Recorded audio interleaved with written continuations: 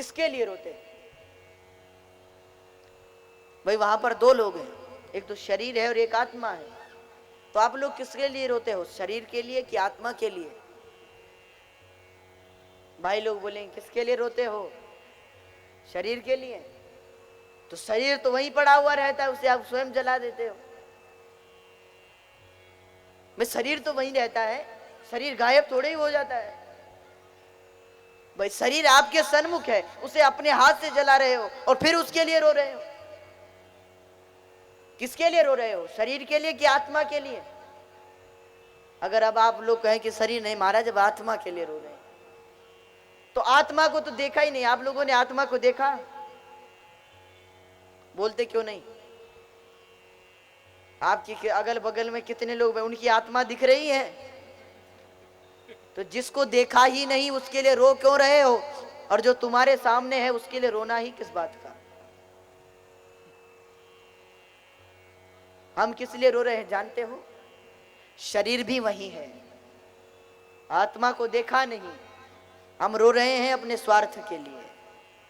तो भाई जीवित होता तो हमें ऐसा दे देता। कभी किसी बूढ़े व्यक्ति की मृत्यु होती, लोग कहते हैं ठीक है बुढ़ापे में गए तो ठीक। तो बूढ़े आदमी के लिए क्यों नहीं रोते जानते हो? क्योंकि पता है कि भाई वो इधर तो दे नहीं सकता, उसे उधर ही देना पड़ेगा। इससे अच्छा गया तो अच्छा हुआ, कुछ टेंशन तो कम हुई। कोई जवान हो उसकी मृत्यु हो उसके लिए सब रोए, क्यों? क्योंकि पता है कि हमें दे सकता था, हमारी मदद करेगा, उसके लिए सब रोते हैं। इसीलिए हम किसी शरीर और आत्मा के लिए नहीं रो रहे, हम अपने स्वार्थ के लिए रो रहे। सुखदेव ने परीक्षित को समझाया, राजा चेतन अमल सहज सुख राशि है तू, अपने को सामान्य मत समझ, तू बहुत आगे है। सुखदेव जी ने परीक्षित को समझाते हुए कहा, क्षिति जल पावक गगन समीरा, क्षिति जल पावक क्षिति जल पावक गगन समीरा, क्षिति जल पावक गगन समीरा, पंच रचित यह अधम शरीरा, पंच रचित यह अधम शरीरा, पंच रचित यह अधम शरीरा, पंच रचित यह अधम शरीरा, क्षिति जल पावक गगन समीरा।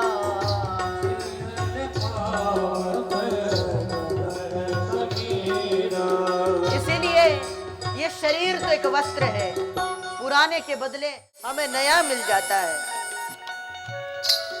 इसीलिए इसके लिए रोना किस बात का? गया, अगर आप एक चीज बताओ, हमने कल भी कहा था, आपका पुराना वस्त्र, पुराना कपड़ा था, कोई व्यक्ति उधर से आ रहा था, मुझसे उस कपड़े में कुछ ऐसा गिर गया जो दाग नहीं जा रहा, खराब हो गया कपड़ा, या किसी से तुम्हारी शर्ट हो गई और उसने कहा कोई बात नहीं हम नई दिला देंगे, और पुरानी के बदले तुम्हें नई दे दी, तो दुख होगा कि सुख होगा? बोलते क्यों नहीं? पुरानी के बदली कोई नई मिल जाए तो प्रसन्नता आ जाती है। उसको कहें भैया दूसरी भी अगर है उसे भी फाड़ दे, पर नई दे दे हमें। हमें नई वस्तु अच्छी लगती है, तो रोना किस बात का? भगवान इस पुराने कपड़े के बदले में नए कपड़े हमें देते हैं। किसी कपड़े में तो इतना प्यार हो जाता है, इतना अनुराग हो जाता है, वो फट भी रहा है तो भी अच्छा लगता है। और कोई कपड़े ऐसे होते हैं जो नए भी हो तो भी पसंद नहीं आते।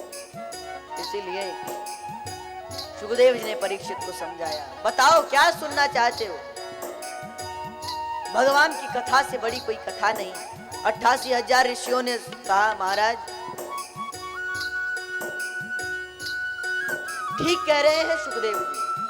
सूत जी आपने बिल्कुल ठीक कहा। उन लोगों का जीवन तो बेकार है जिन्होंने कभी भगवान की कथा नहीं सुनी। इस समाज में भगवान के दर्शन करो। शुकाचार्य कहते हैं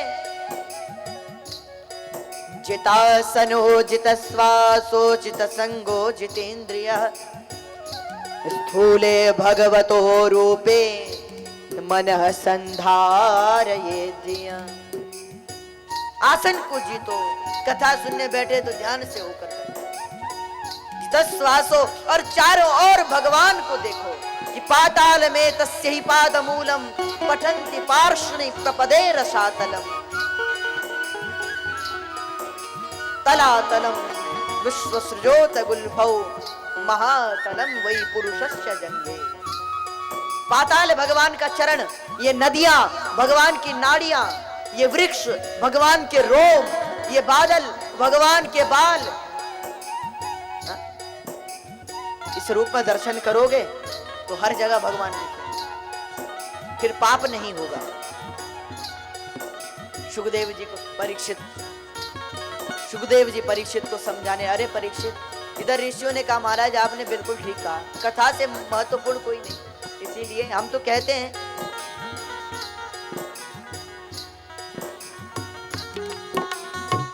जिनी हरि कथा सुनहि नहीं काना,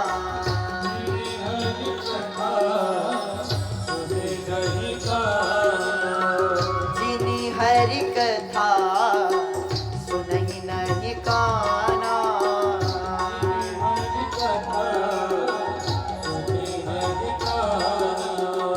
श्रवण रंध्र आहि भवन समाना,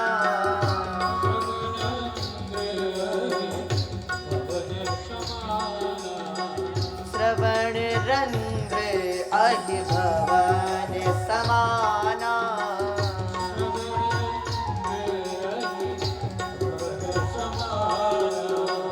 श्रवण रंध्र आहि भवन समाना,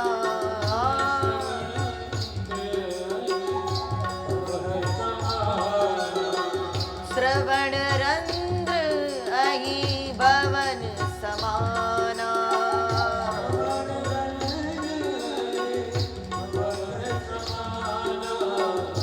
श्रवण रंध्र आहि भवन समाना, श्रवण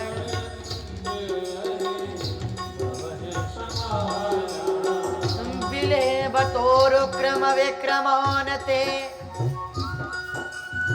न शृण्वत कर्णपुटै नरस्य, जिह्वा सती दार्दुरिके वसूत न चोपगायत्युरुगाय गाथा। ऋषियों ने कहा महाराज बिले बतोरुक्रम विक्रमानते न शृण्वतः कर्णपुटै नरस्य, जिह्वा सती दार्दुरिके वसूतः न चोपगायत्युरुगाय गाथा। वो जीव बेकार है जिससे भगवान नाम संकीर्तन ना हो, वो कान बेकार है जिनसे भगवान की कथा ना सुनी जाए। महाराज एक आशीर्वाद मांगते हैं भगवान से कि वाणी गुणानुकथने श्रवणौ कथायाम हस्तौ च कर्म सुमनस्तव पादयोर्नः, स्मृत्यां शिरस्तव अनुपाद भुज प्रणामे, दृष्टि सतां दर्शने सुभवतनुना। वाणी से गुणगान हो, कानों से श्रवण हो, हाथों से सेवा हो और मन चरणों में रमा रहे, ऐसी भगवान से प्रार्थना है। ऋषियों ने कहा उसकी भक्ति श्रेष्ठ है जो अकाम सर्व कामो व मोक्ष काम उदारधि, प्रेण भक्ति योगेन यजेत पुरुषः परः। जिसके अंदर मांगने की लालसा नहीं, जो अकाम सर्व कामो वा मोक्ष काम उदारधि त्रिव्रेण भक्ति योगेन यजेतः पुरुष पर। ऐसी भक्ति करो, उसके नयन बेकार हैं जिसने कभी संत दर्शन नहीं किया, इसलिए कहते हैं।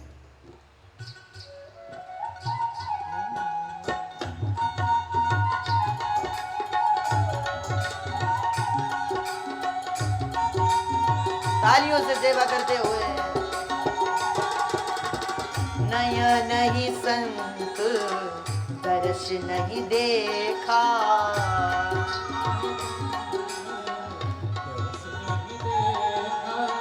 नयन ही संत दर्श नहीं देखा,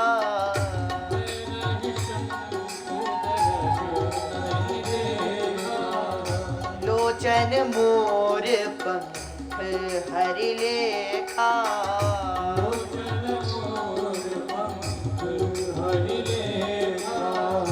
लोचन मोर पंख हरि लेखा, लोचन मोर पंख हरि लेखा, जिनि हरि कथा सुनहि नहीं काना, जिनि हरि कथा सुनहि नहीं काना, श्रवण रंध्र अहि भवन समाना,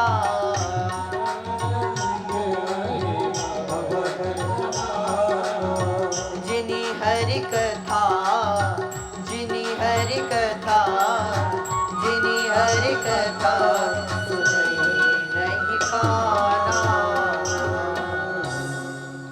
बोले बांके बिहारी लाल के। इसलिए जिनि हरि कथा सुनहि नहीं काना, श्रवण रंध्र अहि भवन समाना। इसलिए जितना हो सके हरिनाम संकीर्तन करो। श्री सुखदेव जी महाराज ने मंगलाचरण किया।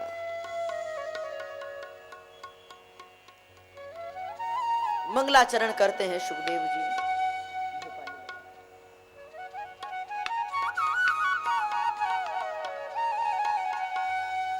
श्री शुक उवाच नमः परस्मै पुरुषाय भूयसे सदुद्भवस्थान निरोध लीलया गृहीत शक्तिर्तृतयाय देहिना मन्तर्भवायानुपलक्ष्य वर्त्मने। नमः परस्मै पुरुषाय भूयसे सदुद्भवस्थान निरोध लीलया गृहीत शक्तिर्तृतयाय देहिना मन्तर्भवायानुपलक्ष्य वर्त्मने। यत् कीर्तनं यत् स्मरणं यदीक्षणं यद् वन्दनं यश्रवणं यदर्हणं लोकस्य सद्यो विदुनोति कल्मषम् तस्मै सुभद्रश्रवसे नमो नमः। शुकाचार्य ने मंगलाचरण किया। पूछा परीक्षित क्या सुनना चाहते हो? तो परीक्षित ने अपनी भावना बताई, सृष्टि वर्णन सुनना चाहता हूँ। तब सुखदेव जी सुनाने लगे कि जो तुमने हमसे पूछा है वही प्रश्न एक बार नारद जी महाराज ने ब्रह्मा जी से पूछा था। ब्रह्मा जी ध्यान कर रहे थे। नारद ने पूछा पिताजी मैंने सोचा कि दुनिया में आप ही सबसे बड़े, आप किसका ध्यान कर रहे हैं? तो ब्रह्मा ने कहा कि तस्मै नमो भगवते वासुदेवाय धीमहि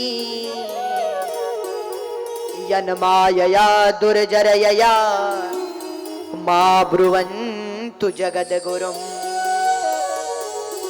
लोग उनकी माया से मुझे जगत गुरु समझते हैं, पर मैं जगत गुरु नहीं, वही वासुदेव जगत गुरु। तब पूरा सृष्टि वर्णन उन्होंने नारद को सुनाया। कहते हैं सबसे पहले भगवान नारायण थे। नारायण की नाभि से कमल, कमल पर ब्रह्मा की सृष्टि हुई। ब्रह्मा ने जब चारों तरफ देखा तो 4 मुख हुए, चतुर्मुख हो गए ब्रह्मा। ब्रह्मा ने सोचा मैं कौन हूं? कस्त्वं को हम कुत आयातः को मैं जननी को मैं तात। मैं कौन हूं? मेरे माता पिता कौन हैं? ये जब ब्रह्मा ने सोचा तब आकाशवाणी हुई, सचिंतयन् द्वैक्षरमेकदम्भस्युपाश्रणोद्वीर्गदितं वचो विभो स्पर्शेषु यत् षोडश एकविंशम। वर्णमाला का 16वां और 21वां अक्षर प्रकट हुआ। तो 16वां अक्षर है त और 21वां अक्षर है प। ब्रह्मा ने सोचा क्या त और क्या प। तब ब्रह्मा बार बार तप तप कहने लगे, उनके मुख से तप शब्द प्रकट हुआ। तब ब्रह्मा जी समझ गए कि मुझे तपश्चर्या करनी चाहिए। तपस्या में संलग्न हुए। तपस्या से प्रसन्न होकर भगवान ने ब्रह्मा को दर्शन दिया। ब्रह्मा ने कहा गोविंद मैं क्या करूं? तब भगवान ने कहा ब्रह्मा तुम सृष्टि करो। ब्रह्मा ने कहा महाराज सृष्टि तो करें, पर मैं सृष्टि में ना फंस जाऊं, इसलिए कोई ज्ञान दीजिए। तो भगवान ने भागवत चतुर्थ श्लोक भागवत प्रदान की। अहमेवा समेवाग्रे नान्यदि यत् सत सत परम पश्चादहं यतेतच्च यो वशिष्येत सोऽस्म्यहम् रीतेर्दयत् प्रतीयेत न प्रतीयेतः चात्मनि तद्विद्यादात्मनो माया यथा भासो यथा तमः यथा महन्ति भूतानि भूतेषु चावचेष्वनु प्रविष्टान्यप्रविष्टानि तथा तेषु न तेष्वहम् एतावदेव जिज्ञास्यं तत्त्वजिज्ञासुनात्मनः अन्वयाव्यतिरेकाभ्याम् यत्सत सर्वत्र सर्वदा। तो चतुर्थ श्लोक भागवत प्रदान की। इस प्रकार द्वितीय स्कंद की कथाएं विश्राम करें। द्वितीय स्कंद को तृतीय में प्रवेश करें।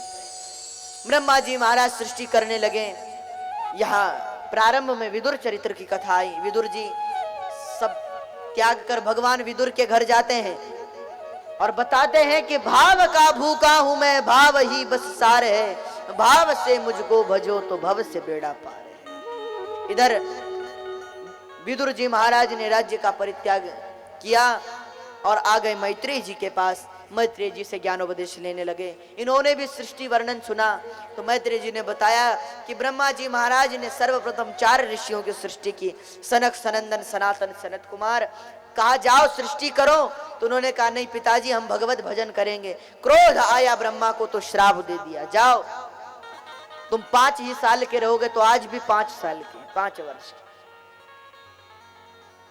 इसके पश्चात जब ब्रह्मा को क्रोध आया, भ्रिकुटी तिरछी हुई, तो भ्रिकुटी से एक बालक प्रकट हुआ, उसका नाम हुआ रुद्र। तो सब उसकी जय जयकार करने लगे, बोले रुद्रेश्वर महादेव के। रोने लगा इसलिए नाम रुद्र पड़ा। भगवान ब्रह्मा ने कहा जाओ सृष्टि करो।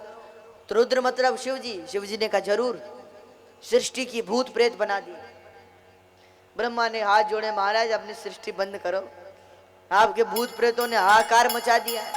शिव जी ने तो सृष्टि बंद की और अपनी पत्नी उमा के साथ तपश्चर्या में संलग्न हो गए। इधर ब्रह्मा जी महाराज ने 9-10 पुत्रों की सृष्टि की। मरीचि अत्रियांगिरसौ पुलस्त्य पुलह क्रतो भृगुर्वसिष्ठो दक्षश्च दशमस्तत्र नारदम। नारद इत्यादि 10 पुत्रों की सृष्टि की। कहा जाओ सृष्टि करो। तो उन्होंने कहा पिताजी सृष्टि करें, पर उससे पहले कुछ भजन कर लें भगवान का, तो सृष्टि करेंगे। ब्रह्मा ने कहा ठीक है। ब्रह्मा से कन्या प्रकट हुई संध्या नाम की। ब्रह्मा उस पर आसक्त हो गए।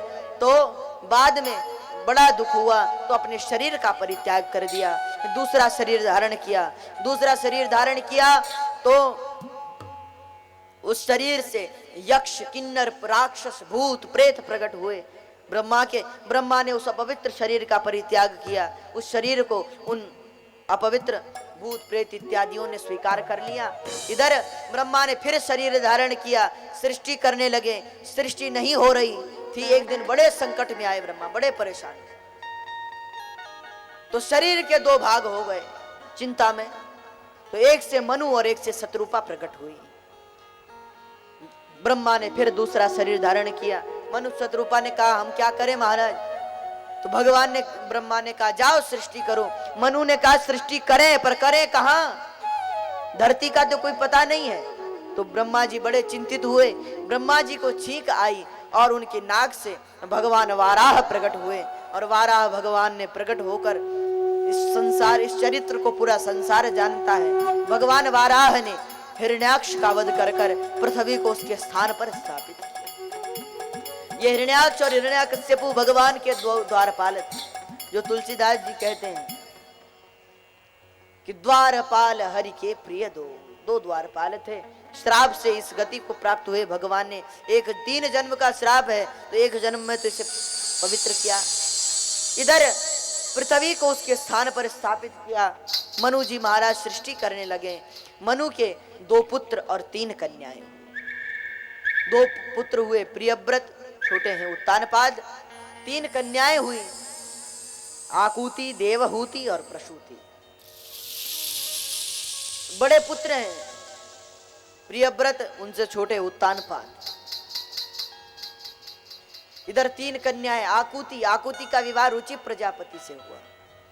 मां देवहूति का विवाह श्री करदम जी महाराज से हुआ, जिनके पुत्र स्वयं भगवान कपिल देव हुए। और कपिल देव भगवान ने कैसा दिव्य सांख्य ज्ञान दिया अपनी मां को। मां ने कहा पुत्र तुम्हारी प्राप्ति कैसे होगी, तो कपिल देव जी ने कहा अगर मुझे पाना चाहते हो तो सताम प्रसंगान मम वीर्य संविदो भवत्यरित कर्ण रसायना कथा। मेरी कथा सुनो अगर मुझे पाना चाहते हो। इतना सुनते ही मां ने कहा किससे, तो उन्होंने बताया मेरे भक्तों से, मेरे संतों से। मां ने कहा संत कौन है। आज समाज में कई संत हैं, संत की भी पहचान होनी चाहिए। अब कई तो संत इतने खतरनाक हैं कि बोला भी ना जाए।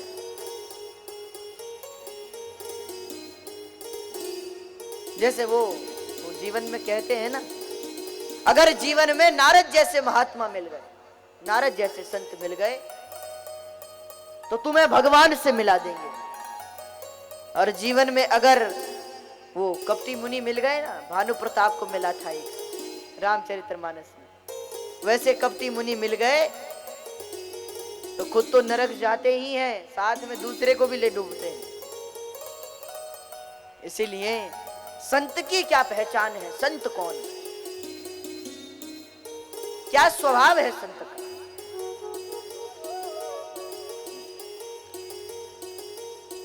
कपिल देव भगवान ने कहा मां अगर संत के बारे में जानना चाहती हो, संत वो है जो तितिक्षवः करुणिका सुहृद सर्वदेहिना अजात शत्रवः शांत साधव साधु भूषणा। वो है संत जो अजात शत्रु है, जिसका किसी के प्रति द्वेष नहीं, जो शांत है वही संत है, जो शांत नहीं वो संत नहीं। तो बड़ी विशेष से ये चर्चा की। भक्ति योग का वर्णन करते हैं मां के सामने। मां भक्ति योग कैसा है। भक्ति योगो बहुविधो मार्गैर्भामिनि भाव्यते स्वभावा गुणकर्मेण पुंसां भावो विवद्यते। भक्ति योग कैसा है। भक्ति में 2 चीजें नहीं होती। भक्ति 3 प्रकार की होती है, जिसमें से हम लोग 2 प्रकार की भक्ति करते हैं। कुछ लोग भगवान की पूजा इसलिए करते हैं कि भगवान उन्हें दे दें, कुछ धन मिल जाए, इसलिए वो दिन रात लगे रहते महाराज कुछ दे दो। उनकी भक्ति लोभमयी है, राजस भक्ति है।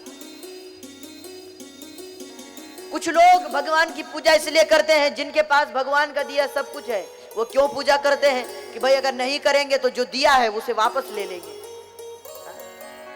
इसलिए महाराज जो दिया है उसे रहने देना, इसलिए पूजा करते हैं। उनकी पूजा भय के कारण है, वो भगवान से डरते हैं इसलिए पूजा करते हैं। उनकी तमोगुणी भक्ति है। और ऐसे भक्त तो केवल बहुत कम होते हैं जिनके ये सिद्धांत है कि अकाम सर्व कामो व मोक्ष काम उदारधे तीव्रेण भक्ति योगेन यजेत पुरुष पर।